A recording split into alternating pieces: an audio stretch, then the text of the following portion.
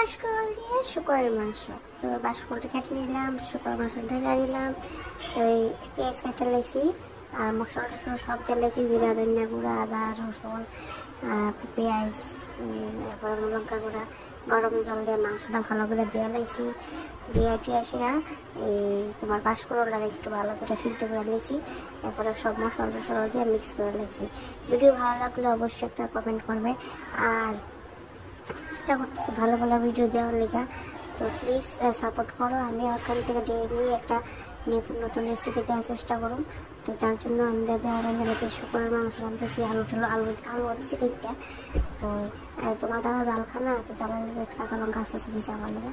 তো দেখো মাংসটা কত সুন্দর টেস্টি হয়েছে।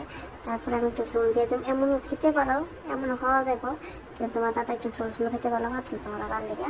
তারপরে গরম মশলা দিয়ে দিলাম, তো একটু ঝোল মাখা করে